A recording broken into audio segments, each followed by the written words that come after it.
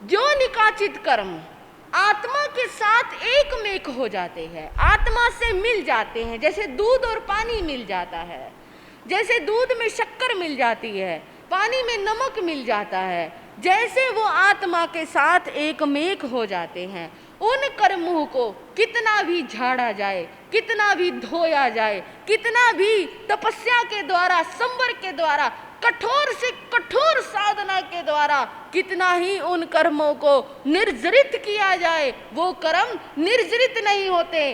उन कर्मों को तो भोगना ही पड़ता है। वो कर्म अपने समय से उदय में आएंगे। जब तक फाइल दबी हुई है, दबी हुई है, साल 2 साल, 1 भव, 2 भव, 50 भव, 100 भव, यहाँ तक कि लाखों लाख भव व्यतीत हो जाते हैं, फाइल दबी रहती है। जब वो फाइल खुलती है, कर्मों की अदालत लगती है, फिर आता है, चलो भाई इसने ये कर्म किया था, इस जन्म में इसको ये दंड देना ही देना है। फिर चाहे वो श्री कृष्ण हो, फिर चाहे वो श्री राम हो, फिर चाहे वो भगवान महावीर हो, और फिर चाहे वो भगवान ऋषभ देव हो, कर्मों को भोगना ही पड़ता है, नहीं छूटते वो कर्म।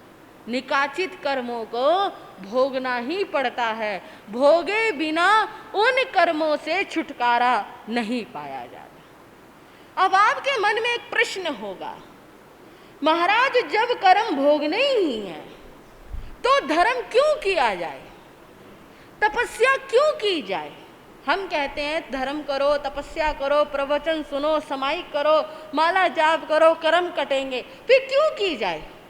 एक तरफ तो मैं कह रही हूँ किए हुए कर्मों को भोगना ही पड़ता है, दूसरी तरफ मैं कह रही हूँ कि जो कर्म किए हैं उनको भोगना पड़ेगा, उनको तपस्या के द्वारा निर्जरित नहीं किया जा सकता। हाँ जी, कर्म, फिर धर्म क्यों किया जाए बताओ?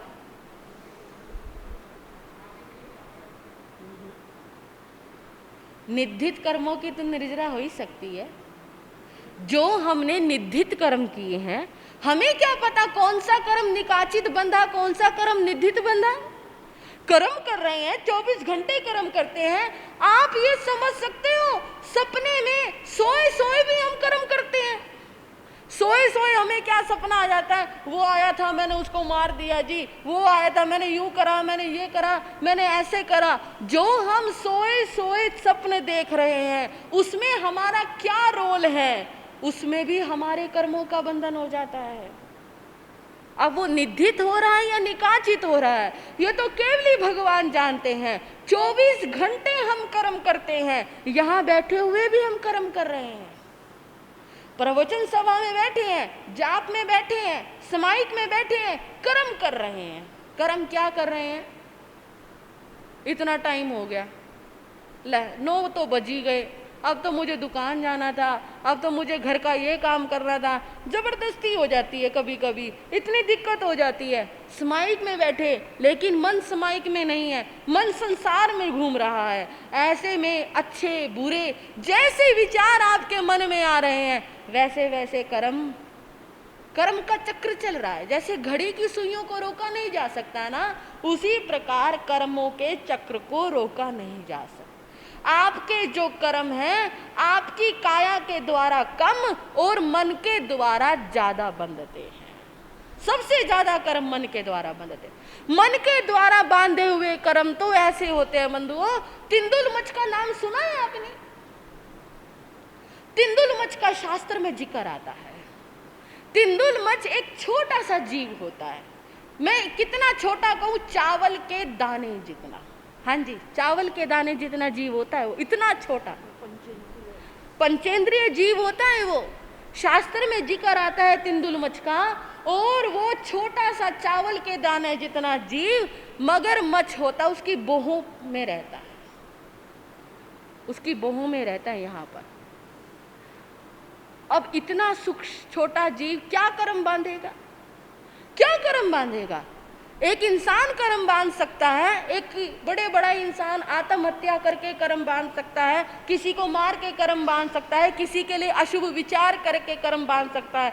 लेकिन शास्त्रों में जिक्र आता है कि वो तिंदुलमच का जो मन है, इतना अशुभ मन होता है उसका जब मगरमच्छ सो जाता है। मगरमच्छ सोता है तो उसका मुंह खुल जाता है, उस समय उसके मुंह में मछलियां आती और जाती रहती है। मुंह खुला है, वो सोया हुआ है, कितनी मछली आई कितनी गई उसे क्या मतलब, वो सोया हुआ है। वो तिंदुल मच्छ वहां उन बोहों में पलकों में बैठा हुआ क्या सोचता है, ये मगरमच्छ कितना पागल है, कितने आराम से सोया हुआ है, देखो कितनी बड़ी बड़ी मछलियां इसके मुंह से आकर जा रही है, यदि इसकी जगह मैं होता।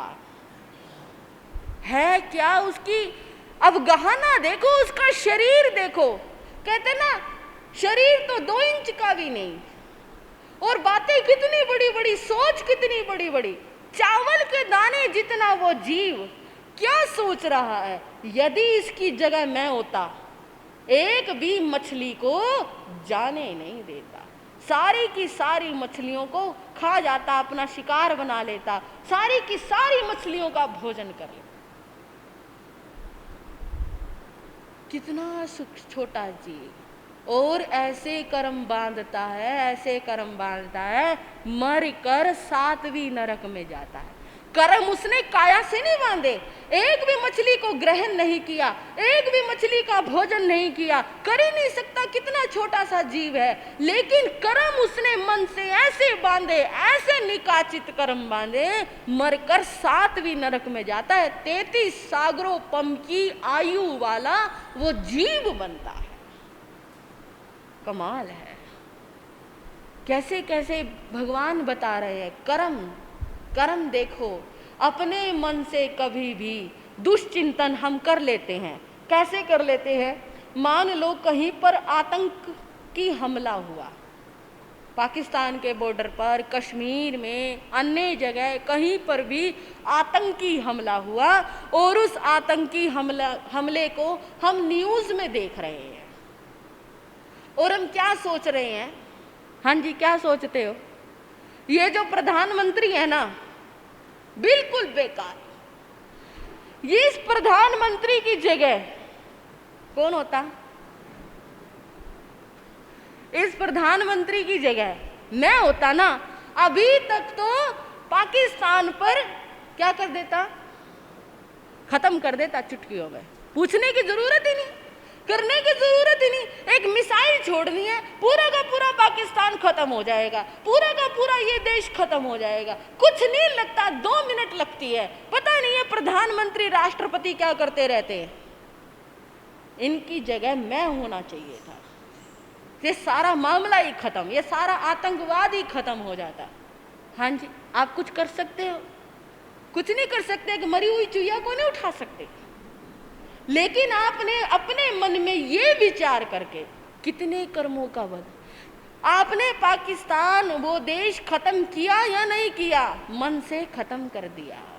क्यों, उस पाकिस्तान में जितने लोग होंगे, जितने बच्चे होंगे, जितने जीव होंगे, अच्छे भी होंगे, सारे बुरे हो ये तो कोई जरूरी नहीं, अच्छे भी होंगे, भवी भी होंगे, जरूरी तो नहीं सारे अभवी हो, कौन किस श्रेणी का है क्या पता चलता है। लेकिन आपने यहाँ बैठे बैठे एक न्यूज सुनी, पूरा का पूरा देश खत्म कर दिया, किसके द्वारा, मन के द्वारा। आलोचना करी बाद में, आलोचना तो आपने की नहीं, और उस सारे देश को खत्म करने का पाप किसको लगा, आपको। बॉक्सिंग, आजकल बॉक्सिंग देखते हैं टीवी में, कभी कभी हम घर में ग्रोसरी को जा रहे होते हैं तो बॉक्सिंग चल रही होती है, वो बॉक्सिंग 2 जनों के बीच में होती है, दोनों आपस में बॉक्सिंग कर रहे होते हैं, दोनों एक दूसरे को मार रहे होते हैं, लेकिन वो दोनों नहीं मारते, उनको जितने भी दर्शक देख रहे हैं वो सारे उस लड़ाई में अपने आप को शामिल कर लेते हैं। क्यों भगवान महावीर ने कहा ऐसी गेम नहीं खेलनी चाहिए, ऐसी फिल्म नहीं देखनी चाहिए, ऐसे हमारे को कोई भी न्यूज़ नहीं देखनी चाहिए जिससे हम भी उसमें शामिल हो जाए। और हम क्या करेंगे, मार मार, यहाँ से नहीं, यहाँ से मार। आप कर रहे हो क्या वहां पर जाकर? कर नहीं रहे, लड़ नहीं रहे, आपकी हैसियत नहीं किसी को एक थप्पड़ मार कर गिरा दो, लेकिन उसको उपदेश ऐसे देंगे, यहाँ से नहीं यहाँ से मारना चाहिए था, यहाँ से नहीं यहाँ से मारना चाहिए था। और उसके साथ साथ कितने ही निकाचित कर्मों का बंधन कर लेते हो। मैंने आपको कहा 24 घंटे सोते जागते उठते बैठते हम ऐसे ही कर्मों का बंधन कर लेते हैं।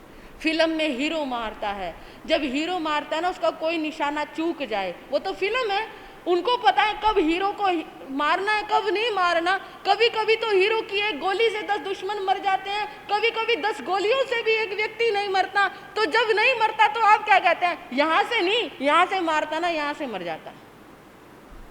बंधुओं, हम उसमें शामिल हो जाते हैं। ऐसी हिंसात्मक चीजों को देखने से हमारे निकाचित कर्मों का बंधन होता है, और वो बंधन उसी तरह हो जाता है जैसे वस्त्र पर लगा हुआ तेल, उस पर मिट्टी जमा होती रहती है। झड़काने से जो कर्म झड़ते नहीं, काटने से जो कर्म कटते नहीं, तपस्या करने से जिनको निर्जित नहीं किया जाता, ऐसे उन कर्मों को भोगना पड़ता है। आप कहो महाराज मैंने कब कर्म किए? कर्म हम जितने शरीर के द्वारा नहीं करते, जितने कर्म हम अपने मन के द्वारा करते। कहीं पर कोई गलत काम हुआ, हम क्या कहते हैं, इसको तो फांसी की सजा होनी चाहिए। बंधुओं, फांसी की सजा देना अदालत का काम है, आपका काम नहीं है। आप क्यों कर्मों का बंधन कर रहे हो? आप क्यों किसी के प्रति बुरी भावना भा रहे हो? कहने का क्या तात्पर्य है? इस प्रकार ये 2 कर्म, निंदित और निकाचित, को जो समझ लेगा वो कर्म क्षेत्र में बंधुओं सबसे ज्यादा कर्मों से डरने वाला इंसान बन जाएगा। हमेशा अपने मन को शुद्ध रखो, हमेशा अपने मन को पवित्र रखो। दुश्मन के प्रति भी समता का भाव यदि रखना हो तो भगवान महावीर से सीखो। भगवान के पास से चंडकोशिक आया उनको डंक मारने के लिए, चाहे संगम देव आया, चाहे अनार्य देशों के लोग उनको कष्ट दे रहे थे, चाहे कोई भी व्यक्ति किसी भी प्रकार का कष्ट दे रहा था, भगवान ने उनके प्रति कभी भी दुर्भावना नहीं रखी। मैं क्यों कर्म बांधूं? पूर्व जन्म में जो कर्म किए वो मैं अब भोग रहा हूँ, इस जन्म में कर्म किए इनको मेरे को काटना है। मुझे तो कर्म काटने से मतलब है, बांधना नहीं। ये मनुष्य जन्म जो मिला है पूर्व जन्म के कर्म काटने के लिए मिला है, नए बांधने के लिए नहीं मिला। इसलिए प्रयास करना चाहिए कि ज्यादा से ज्यादा हम कर्म को काटने वाले बने, बांधने वाले नहीं। वसुमती, जिसे अब नया नाम मिला चंदना, कैसे कैसे कर्म का फल भोग रही है। राजकुमारी बनी, राजकुमारी से दासी बनी, दासी से बाजारों में बिक रही है। लेकिन भगवान महावीर ने अपने आप को संकल्पों में बांध लिया नारी जाति के उद्धार के लिए। और उधर कौशाम्बी नगरी में वो वसुमती जो दुखों की मारी है। कौशाम्बी में दुखों की मारी वसुमती रहती, राजकुमारी से बन दासी सुख दुख वो सहती। कौशाम्बी में दुखों की मारी वसुमती रहती, राजकुमारी से बन दासी सुख दुख वो सहती। कर्मों की लीला न्यारी क्या खेल दिखाते हैं, क्या खेल दिखाते हैं। प्रभु के उज्जवल जीवन से हम शिक्षा पाते हैं, हम शिक्षा पाते हैं। जय महावीर भगवान, तेरा सबसे ऊंचा ज्ञान। जय महावीर भगवान, तेरा सबसे ऊंचा ज्ञान। मात पिता का साया छूटा बिकी बाजारों में, हाय मुकद्दर कहाँ खो गया चांद सितारों में। मात पिता का साया छूटा बिकी बाजारों में, हाय मुकद्दर नगर कहाँ खो गया चांद सितारों में। सेठ धना वह वसुमती को बेटी बनाते हैं, हाँ बेटी बनाते हैं। प्रभु के उज्जवल जीवन से हम शिक्षा पाते हैं, हम शिक्षा पाते हैं। जय महावीर भगवान तेरा सबसे ऊंचा ज्ञान। जय महावीर भगवान तेरा सबसे ऊंचा ज्ञान। आप सुन रहे थे एक राजकुमारी पलकों पर रहने वाली, एक राजकुमारी माता पिता की छाया में सुखद रूप से देवतुल्य सुखों का भोग करने वाली, एक वो राजकुमारी जो दासियों से घिरी रहती थी, जिसको सुई जितना भी कष्ट जीवन में नहीं था। ऐसी वो राजकुमारी जब उसके कर्मों ने पलटा खाया, भाग्य ने पलटा खाया, ऐसा पलटा खाया माता पिता का साया छूट गया। फिर एक रथिक ने उसका हाथ पकड़ा। उधर उस रथिक की पत्नी ने जब उसे बेचने के लिए कहा, वो दासी बनकर बाजारों में बिकने लगी, उसकी बोलियां लगने लगी। जिस राजकुमारी के दर्शन करने के लिए भी नगर इकट्ठा हो जाता था, ऐसी वो राजकुमारी आज बाजारों में बिक रही है, उसकी बोलियां लग रही है। एक गणिका ने उसको खरीदा, लेकिन किस तरह से उसने उसके साथ जाने को मना किया। गणिका से फिर सेठ धनावह ने उसको खरीद लिया। ना जाने उस राजकुमारी का मुकद्दर कहाँ खो चुका था। ऐसी वो वसुमती अब धनावह सेठ के घर में आ गई। लेकिन क्या यहाँ पर वो सुखी है? सुख के कुछ दिन तो बीते, लेकिन फिर उसके मुकद्दर को ग्रहण लग गया। फिर उसके वेदनीय कर्मों का उदय हुआ, फिर उसके दुखमय कर्मों का उदय हुआ। जो उसको भोगने थे, जो उसके निकाचित कर्म थे, फिर से उदय में आ रहे हैं। और क्या हो रहा है? सेठ के घर में वसुमती को कमी नहीं थी कोई, घर वालों के प्रेम प्यार में रहती सुख में खोई। सेठ के घर में वसुमती को कमी नहीं थी कोई, घर वालों के प्रेम प्यार में रहती सुख में खोई। सेठ प्यार से चंदना बिटिया उसे बुलाते हैं, हाँ उसे बुलाते हैं। प्रभु के उज्जवल जीवन से हम शिक्षा पाते हैं, हम शिक्षा पाते हैं। जय महावीर भगवान तेरा सबसे ऊंचा ज्ञान। जय महावीर भगवान तेरा सबसे ऊंचा ज्ञान। अपनी बेटी को बुलाना कोई गुनाह नहीं है। अपनी बेटी को चंदना कहकर पुकारना, उसे अपनी सेवा का अवसर देना कोई गलत काम नहीं है। लेकिन कभी कभी किसी की निगाह में ये गलत हो जाता है। जहाँ मन शंकाओं से भरा है, या जहाँ मन में जहाँ हमारे कर्मों का उदय हो जाए, वहाँ पर सब कुछ संभव है। वहाँ एक शीलवती सीता जैसी पर एक धोबी जैसा व्यक्ति भी उंगली उठा सकता है। मर्यादा पुरुषोत्तम राम, जिन्होंने सीता की अग्नि परीक्षा लेकर ये साबित कर दिया था कि सीता निर्दोष है, सीता शीलवती स्त्री है, लेकिन फिर भी उन्होंने एक धोबी के कहने में आकर गर्भवती सीता को जंगलों में छोड़ दिया। क्या वो उसको नहीं समझा सकते थे? क्या इस बात का निर्णय नहीं हो सकता था? क्या एक राजा एक धोबी के कहने में आ गया? फिर राजा से बड़ा तो वो धोबी हो गया, जिसकी इतनी सी बात श्री राम ने सुनी और ये भी नहीं देखा कि सीता की मैं परीक्षा ले चुका हूं, सीता का इसमें दोष क्या है।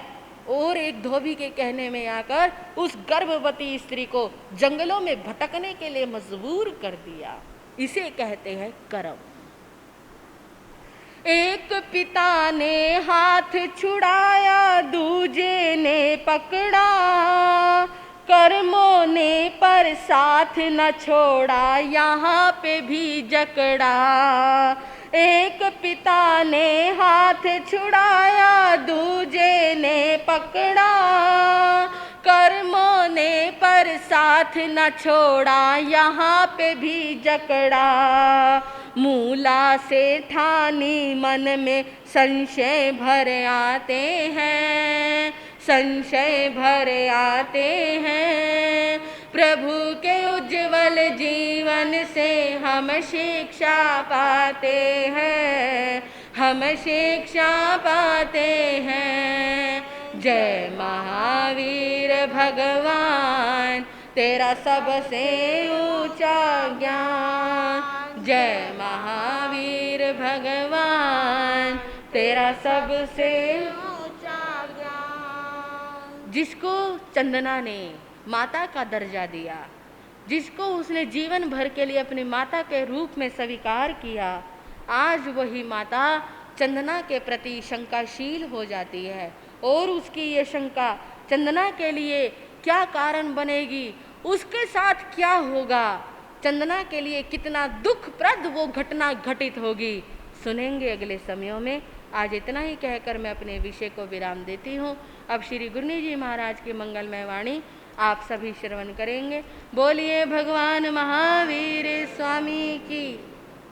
अरिहन्ते वंदिता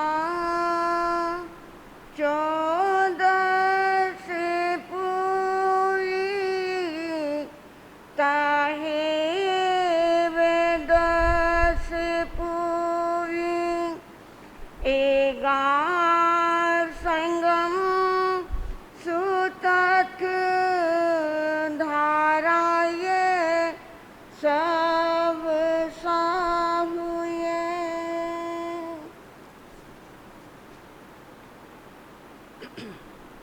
धर्मानुरागी सुश्रावकगण एवं शीलवती बहिनों, परम आराध्या परम पूजनीय श्री गुरु जी महाराज के श्री चरणों में रहकर जो कुछ मैं ग्रहण कर रही हूँ, आपके समक्ष कहने का प्रयास करूँ। बंधुओं, एक लंबे समय से आपके सामने उपासक दशांग सूत्र चल रहा है और उसमें विभिन्न श्रावकों का जीवन आपने सुना। आज एक ऐसे श्रावक, 8वें श्रावक महाशतक का उत्तम जीवन आप श्रवण करेंगे। ये महाशतक श्रावक जो हैं, राजगृह में रहने वाले आचार्य भगवान श्री सुधर्मा स्वामी अपने चरणों में बैठे हुए जम्बू स्वामी जी को सुना रहे हैं। उन्हें बता रहे हैं कि प्रभु महावीर स्वामी ने क्या फरमाया। राजगृह नगरी में रहने वाले वो महाशतक बहुत धनी है, धन से संपन्न है।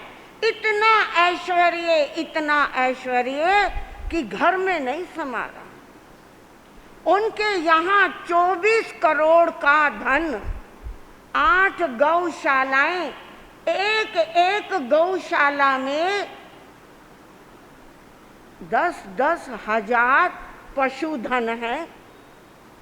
आप कल्पना करके देखें, जिनके यहाँ इतना धन वैभव ऐश्वर्य है, उन श्रावकों के यहाँ, उन लोगों के यहाँ कितने कर्मचारी होंगे, कितना उनके यहाँ धन वैभव की संपन्नता होगी।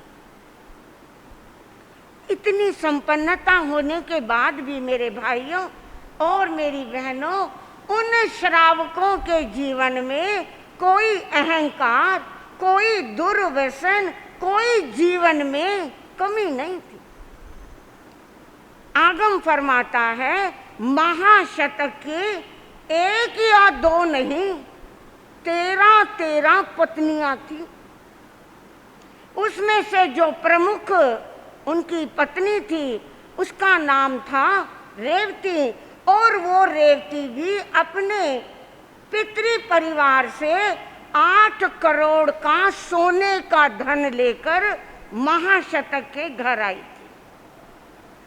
उस रेवती को पीहर की तरफ से 8 गौशालाएं और मिली थी। लेकिन जीवन में हर चीज अच्छी ही मिले ये कोई जरूरी नहीं।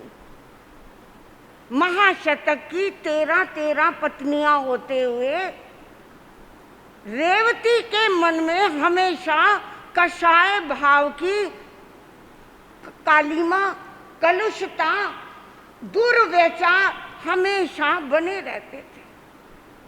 कोई पूछे पहनने को कपड़ा, खाने को रोटी, सिर छुपाने को घर और एक उत्तम पति प्राप्त है अगर, फिर भी जीवन क्यों दुखी है, जीवन में कड़वाहट क्यों है। रेवती के मन में अपनी सहपत्नियों के प्रति हमेशा दुर्विचार बना रहता था। वो हमेशा ये सोचती थी कि मेरे को किसी तरह मेरी इन सहपत्नी बहनों का कोई छिद्र मिल जाए, कोई मुझे इनकी कमी पता चल जाए, किसी तरह मुझे इनकी कमजोरी पता चले और मैं घर के अंदर कलह कर सकूं, मैं इनके ऊपर हावी हो सकूं।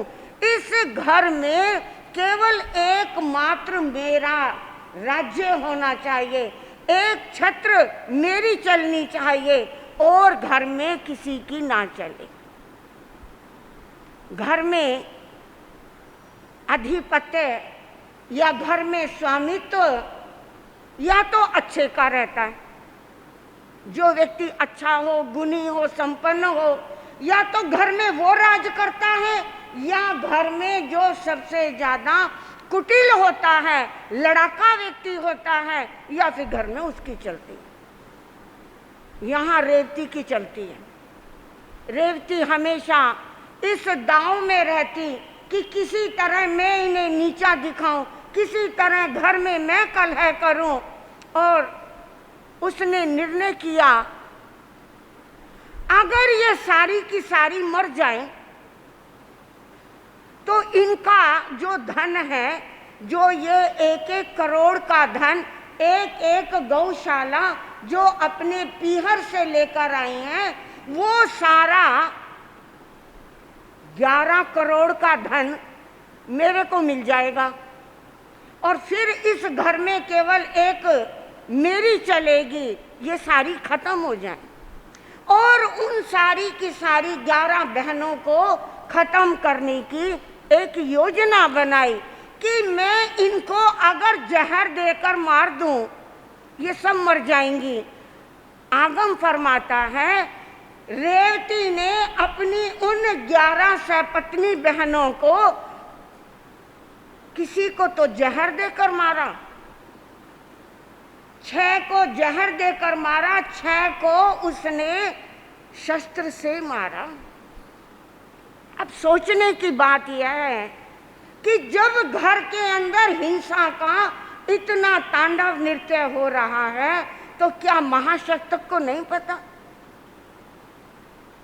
महाशतक को ये पता भी हो तो महाशतक कर क्या सकते हैं? कोई कोई व्यक्ति घर में ऐसा आ जाता है जो घर की सारी खुशियों को ग्रहण लगा देता है। महाशतक उनसे चिढ़ने का कारण, उनसे नाराजगी का कारण केवल मात्र यह है कि महाशतक ने भगवान महावीर के पधारने पर, नगर में पधारने पर उनसे धर्म अंगीकार किया है। वो हमेशा अपने आप को धर्म ध्यान में लगाए रखते हैं और ये बात रेवती को बिल्कुल नहीं सुहाती। जब भी समय मिल जाता है वो अपने पति महाशतक को यही समझाती है, आखिर तुम्हारे को ये धर्म ध्यान करने से, ये पुण्य करने से आखिर तुम्हें मिलता क्या? तुम आंख खोल कर देखो, तुम अपनी बुद्धि का प्रयोग करके देखो। ये जो संसार मिला है, ये संसार ऐसे नहीं मिला। इस संसार का भोग करो, उपभोग करो। जब एक अकेली इस घर में मैं रहती हूँ, तुम मेरे से जुदा जुदा क्यों रहते हो? तुम मेरे से दूर दूर क्यों रहते हो? तुम मेरी बात सुनो, इस संसार के सुख भोगो। लेकिन महाशतक श्रावक को ये ज्ञात है, इस संसार के प्रत्येक सुख से सुख का आभास तो हो सकता है, लेकिन वास्तव में ये सुख है नहीं। ऐसी बात नहीं कि महाशतक ने रेवती को समझाया नहीं होगा, लेकिन ये नीम से कड़वा स्वभाव रेवती समझने को तैयार नहीं है। वो चाहती है कि महाशतक मेरे अनुसार इस संसार में चले, और महाशतक की आत्मा धर्म ध्यान में ऐसी रंग चुकी है, ऐसी रंग चुकी है कि रेवती घर के अंदर कलह करती है, लड़ाई झगड़ा करती है, लेकिन महाशतक मौन रहते हैं। वो धर्म में आगे से आगे बढ़ रहे हैं। और एक बात, केवल रेवती कलह प्रिय नहीं है, कलह के साथ साथ जीवन में मांस का सेवन करना ये भी एक दुर्व्यसन है। वो मांस प्रेमी है, विभिन्न प्रकार की शराब पीना उसे पसंद है। शास्त्र में आता है, तैनंग राय गिए नैरे अन्य कयाई अमा घाय घुट्टे यागी होता। उपासक दशांग सूत्र में वर्णन किया गया कि एक बार राजगृही नगरी में भगवान महावीर के धर्म उपदेशों को सुनने वाले इस राजा ने इस नगर में ऐलान किया कि नगरी में किसी भी तरह से हिंसा नहीं की जाएगी। जब ये बात रेवती ने सुनी तो मन में बड़ा गुस्सा लगा उसको कि नगरी के अंदर ये हिंसा बंद कर दी, अब मेरी प्रवृत्ति कैसे चलेगी। वो रेवती प्रतिदिन मांस खाए बगैर रह नहीं पाती थी। ये भी एक कारण था कि महाशतक का मन उससे दूर दूर रहता था। लेकिन वो रेवती, जब उसे ये पता चला कि अब वो खुल्लम खुल्ला मांस का और शराब का प्रयोग नहीं कर पाएगी, तो उसने अपने निजी सेवक को बुलाया और सेवक से कहा, जो हमारा गौशाला पीहर से हम लेकर आए हैं, उस निजी गौशाला में से प्रतिदिन 2 बछड़े लाए जाएं और जो हमारी आज्ञा है उस आज्ञा को शिरोधार्य किया जाए। बंधुओं, कितनी घृणास्पद बात है कि एक इतने अच्छे परिवार में आई हुई वो रेवती, श्री ठाणांग सूत्र में वर्णन आता है कि कोई कोई व्यक्ति बहुत अच्छा होता है लेकिन उसका परिवार बहुत श्रेष्ठ होता है। कोई कोई व्यक्ति बड़ा श्रेष्ठ होता है लेकिन उसका परिवार बड़ा निकृष्ट, बड़ा दुर्व्यसनी और नशों में पड़ा रहने वाला होता है। कोई कोई व्यक्ति स्वयं निकृष्ट होता है लेकिन उसका परिवार बहुत अच्छा होता है। लेकिन एक परिवार ऐसा भी होता है कि जिस परिवार में रहने वाले सारे के सारे व्यक्ति दुर्व्यसनी होते हैं, निकृष्ट होते हैं, उनका जीवन हमेशा पाप में संलग्न रहता है। रेवती खुद निकृष्ट है लेकिन महाशतक चाहकर भी उसे बदल नहीं पा रहे हैं। वो अपने जीवन में खुले आम अब तो चोरी छिपे अपने घरों के अंदर वो मांस का प्रयोग कर रही है, शराब का प्रयोग कर रही है। आपने पिछले श्रावकों के जीवन को सुना। कितनी उत्तम बात है कि इधर श्रावक भगवान के श्री चरणों में जाकर श्रावक के 12 व्रतों को अंगीकार कर रहे हैं। घर में अगर माता है तो माता भी श्रावक के व्रत अंगीकार कर रही है। घर में अगर पत्नी है तो पत्नी भी अपने पति के साथ श्रावक के 12 व्रतों को अंगीकार करके स्वयं भी धर्म के मार्ग पर चल रही है। लेकिन उन श्रावकों के जीवन में कभी देव का उपसर्ग आता है, कोई माता को डराता है, कोई पत्नी को डराता है, लेकिन यहाँ बिल्कुल विपरीत चल रहा है। यहाँ कोई देव का उपसर्ग नहीं आया। महाशतक के लिए उसकी अपनी ही पत्नी एक उपसर्ग का रूप बनी हुई है। वो हमेशा महाशतक के मानसिक पीड़ाओं का कारण बनी हुई है। लेकिन महाशतक अपने जीवन में इतनी समता रखकर चल रहे हैं, इतनी समता रखकर चल रहे हैं कि एक बार भगवान का पधारना हुआ और भगवान के पधारने पर उस महाशतक श्रावक ने 11 प्रतिमाओं को स्वीकार किया है। उन 11 प्रतिमाओं की वो उपासना कर रहे हैं। एक एक प्रतिमा को जीवन में धारण करते हुए वो आगे बढ़ रहे हैं। क्या उनका धर्म मार्ग पर चलना, क्या इस तरह संसार से निर्वृत्ति में रहना रेवती को सुहाएगा? क्या रेवती उनके लिए उपसर्ग का कारण बनेगी? और अगर वो उपसर्ग देती है तो किस रूप में रेवती उपसर्ग का कारण बनती है? और महाशतक अपनी आत्मा का कल्याण उस उपसर्ग को सहते हुए कैसे करते हैं? समय आएगा आपके सामने धर्म चर्चा करेंगे। इतना ही कहकर मैं अपने विषय को विराम देती हूँ।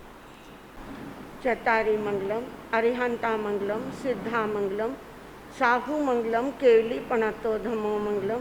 चतारी लोगोत्तमा, अरिहंता लोगोत्तमा, सिद्धा लोगोत्तमा, साहू लोगोत्तमा, केवली पणतो धमो लोगोत्तमा।